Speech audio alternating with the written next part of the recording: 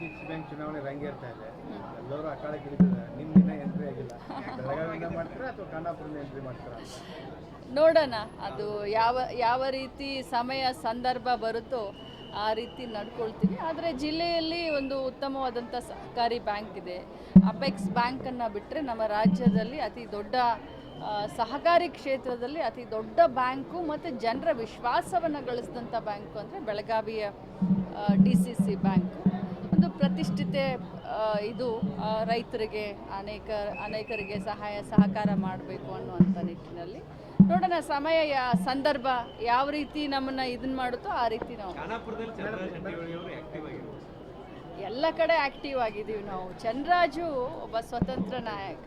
ಚನ್ನರಾಜ್ ಹಟ್ಟಿಹೊಳಿಯನು ಚಿಕ್ಕವನಲ್ಲ, ವಿಧಾನ ಪರಿಷತ್ ಸದಸ್ಯ ಇದ್ದಾನೆ. ಅವನು ಸ್ವತಂತ್ರವಾಗಿದ್ದಾನೆ. ಅವನು ತನ್ನ ಡಿಸಿಷನ್ ತಗೊಳ್ಳೋಕ್ಕೂ ಸ್ವತಂತ್ರವಾಗಿದ್ದಾನೆ, ಓಡಾಡೋಕ್ಕೆ ಕೂಡ ಸ್ವತಂತ್ರವಾಗಿದ್ದಾನೆ. ಕಳೆದ ಬಾರಿ ಡಿಸಿಸಿ ಬ್ಯಾಂಕ್ ಚುನಾವಣೆ ಅಂದ್ರೆ ಅಧ್ಯಕ್ಷ ಆಯ್ಕೆಯಲ್ಲಿ RSS ಹಸ್ತಕ್ಷೇಪ ಮಾಡಿ ಮಧ್ಯಪ್ರವೇಶ ಮಾಡಿ ಆಯ್ಕೆ ಮಾಡಿದ್ದಾರೆ.